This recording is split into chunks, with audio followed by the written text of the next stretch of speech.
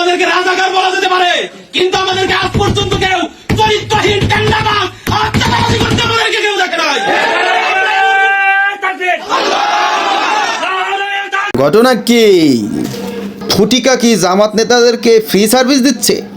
কালকে দেখলাম শাহরিয়ার বলল আমরা ৭১ সালে স্বাধীনতা পাই নাই। চরম একটা সত্য কথা বলছে সে, তারা তো স্বাধীনতা পায় নাই। আজকে আবার এক গ্রুপ বলতেছে আমাদেরকে রাজাকার বলতে পারেন, কিন্তু টেন্ডারবাজ চাঁদাবাজ বলতে পারবেন না।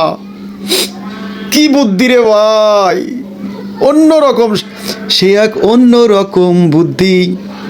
আরে বেটা, যারা চাঁদাবাজ টেন্ডারবাজ তারা তো চাঁদাবাজ টেন্ডারবাজি মাঝখান দিয়ে নিজে এইভাবে স্বীকার করলি যে আমরা রাজাকার, গর্বিত রাজাকার। আমরা যে বলতাম তোমরা রাজাকার, এতদিন অনেক দ্বন্দ্ব ছিল, এখন আর একজন রে টেন্ডারবাজ আর চাঁদাবাজ বলতে গিয়ে নিজেরা স্বীকার করছো যে আমরা রাজাকার। এটা একটা মহানুভবতা ভাইয়া, তোমাদের অসংখ্য ধন্যবাদ। পরম্পরায় আরও এরকম আপডেট দাও, আমরা এটা শুনে খুশি, তো অনেক খুশি আমরা। ঠিক আছে, ধন্যবাদ। আপনারা রাজাকার এটা আমরা জানি। গল্প শুনবেন? গল্প আমার খালি গল্প আসে, এইসব ভিডিও দেখলেই গল্প আসে। গ্রামের সিসকা চোর খাইছে কাঁড়াল চুরি কইরা, কাঁড়ালের গাছের মালিক দিছে বিচার চেয়ারম্যানের কাছে।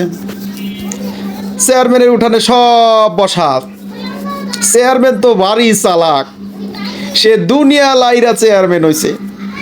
চেয়ারম্যান সাহেব তার চেয়ারে বৈশাই বললো আচ্ছা বুঝছি, তোমার কাঁঠাল চুরি হয়েছে না? কাঁঠাল হয়ে যেতেছে কাঁঠাল, তোমার কাঁঠাল চুরি হয়েছে তাই না?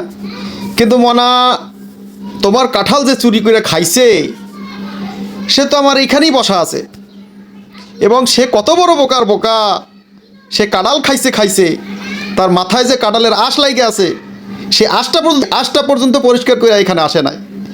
যেই চেয়ারম্যান এই কথা কইছে, আসল চোর তো দিছে মাথায় হাত, মাগার কাঁঠাল চোর কট। ঠিক তেমনিভাবে আমগো রাজাকার বাইরাও কট অ্যান্ড বোল্ট।